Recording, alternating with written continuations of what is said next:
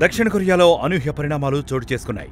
దేశంలో ప్రతిపక్షాలు వ్యతిరేక చర్యలకు పాల్పడుతున్నాయని ఆరోపిస్తూ ఆ దేశ అధ్యక్షుడు యూన్ సుక్ యోల్ అత్యవసర పరిస్థితిని విధించారు. దీంతో దక్షిణ కొరియాలో రాజకీయాలు శరవేగంగా మారుతున్నాయి. దక్షిణ కొరియా అధ్యక్షుడు యూన్ సుక్ యోల్ ఆ దేశంలో ఎమర్జెన్సీని విధించారు. ఎమర్జెన్సీ మార్షల్ లా డిక్లేర్ చేస్తూ మంగళవారం కీలక నిర్ణయం తీసుకున్నారు.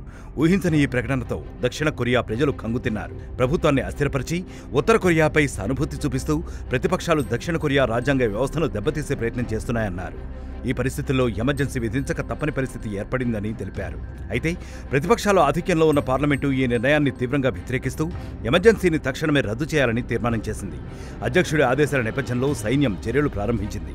పార్లమెంటు ఇతర రాజకీయ సమావేశాలు నిర్వహించరాదని ఆంక్షలు విధించింది.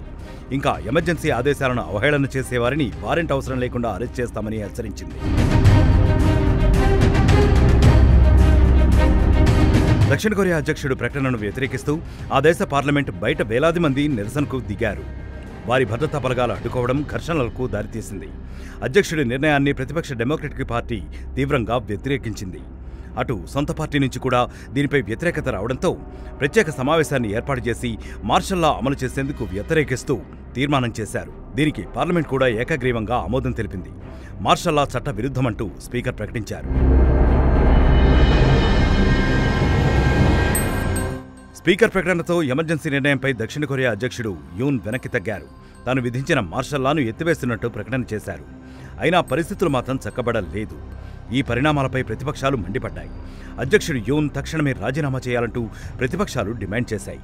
దీంతో ప్రతిపక్షానికి మెజారిటీ ఉండటంతో దక్షిణ కొరియాలో ప్రభుత్వం చిక్కుల్లో పడింది. మరిన్ని వీడియోస్ కోసం ఛానల్ ని సబ్స్క్రైబ్ చేయండి. లేటెస్ట్ అప్డేట్స్ కోసం వాట్సాప్ ఛానల్ ని ఫాలో అవ్వండి. ఆ లింక్ డిస్క్రిప్షన్ లో ఉంది.